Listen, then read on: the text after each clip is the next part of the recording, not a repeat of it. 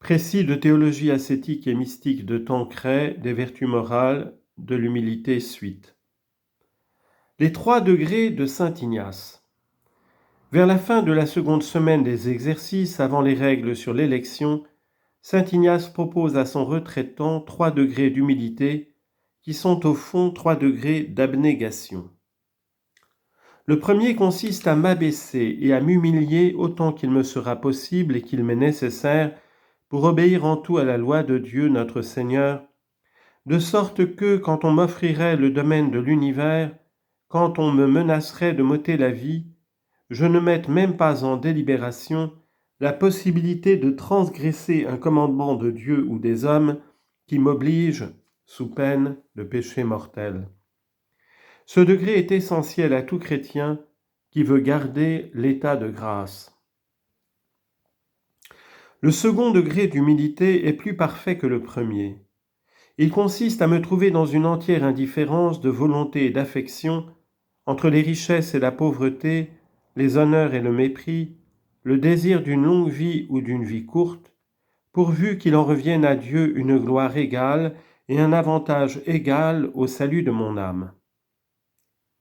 De plus, quand il s'agirait de gagner le monde entier ou de sauver ma propre vie, je ne balancerai pas à rejeter toute pensée de commettre à cette fin un seul péché véniel.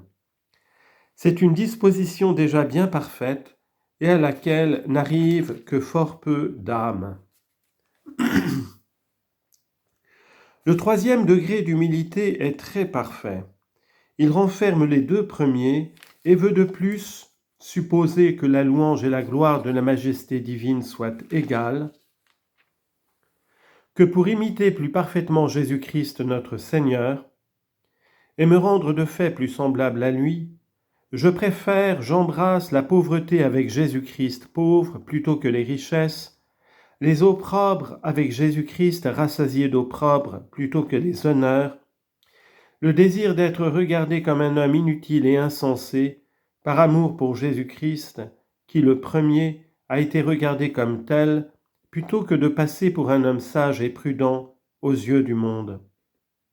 C'est le degré des parfaits, c'est l'amour de la croix et de l'humiliation, en union avec Jésus-Christ et par amour pour lui. Quand on en arrive là, on est dans la voie de la sainteté. Les 3 degrés d'humilité d'après M. Ollier. Après avoir exposé dans le catéchisme chrétien la nécessité de l'humilité et la façon de combattre l'orgueil, M. Ollier explique dans l'introduction les 3 degrés d'humilité intérieure qui conviennent aux âmes déjà ferventes. Le premier, c'est de se plaire dans la connaissance de soi-même, de sa vileté, de sa bassesse, de ses défauts et de ses péchés. La connaissance seule de ses misères n'est pas l'humilité. Il en est qui remarquent leurs défauts mais s'en attristent et cherchent en eux quelque perfection qui les mette à couvert de la confusion qu'ils éprouvent. C'est un effet de la superbe.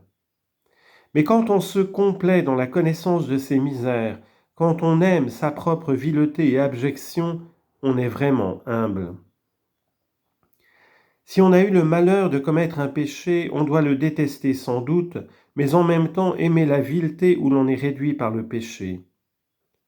Pour se complaire en ses misères, il faut se rappeler que ce sentiment honore Dieu, précisément parce que notre petitesse fait ressentir sa grandeur et nos péchés sa sainteté. L'âme proteste ainsi qu'elle n'est rien qui vaille, qu'elle est incapable par elle-même de faire le bien, mais que tout vient de Dieu, que tout dépend de lui, et que tout doit être opéré par lui en nous.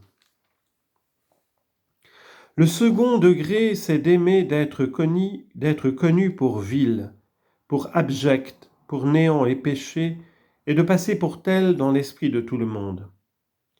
Si en effet, connaissant et aimant notre misère, nous voulions être estimés des hommes, nous serions des hypocrites désirant de paraître meilleurs que nous ne sommes. C'est, hélas, notre tendance.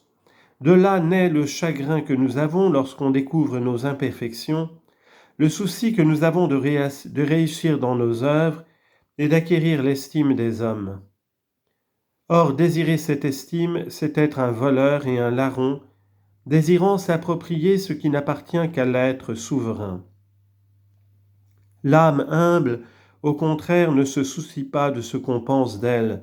Elle souffre quand on la loue et aimerait mieux souffrir 1000 affronts qu'une seule louange, l'un étant fondé sur la vérité et l'autre sur le mensonge. Le troisième degré est de vouloir être non seulement connu, mais traité pour vil, abject et méprisable. C'est de recevoir avec joie tous les mépris et toutes les confusions possibles. En un mot, c'est de désirer d'être traité selon ce qu'on mérite. Or, quel mépris n'est pas dû au néant qui n'a rien en soi de recommandable, et surtout quel mépris n'est pas dû au péché qui nous éloigne du véritable bien qui est Dieu. Aussi, quand Dieu nous envoie des sécheresses, des délaissements intérieurs et des rebuts, nous devons prendre le parti de Dieu contre nous et avouer qu'il a raison de rebuter nos œuvres et nos personnes. De même, si nous sommes maltraités par nos supérieurs, nos égaux et même nos inférieurs, nous devons nous en réjouir comme de la chose la plus juste, la plus avantageuse pour nous et la plus conforme au désir de Jésus-Christ. Il ne faut même pas, par superbe, aspirer à une haute place dans le ciel. Sans doute, il faut vouloir aimer Dieu autant qu'il le désire et nous rendre fidèles pour parvenir au point de gloire et de félicité qu'il nous prépare. Mais pour la place que nous occuperons dans le ciel, il faut s'abandonner entre les mains de Dieu. Alors on est en anéantissement véritable et on n'a plus que Dieu vivant et régnant en soi-même. Conclusion. Chacun des points de vue que nous avons exposés d'après saint Benoît, saint Ignace et M. Ollier a sa raison d'être. Il appartient au directeur de conseiller celui qui correspond le mieux à l'état d'âme de son pénitent.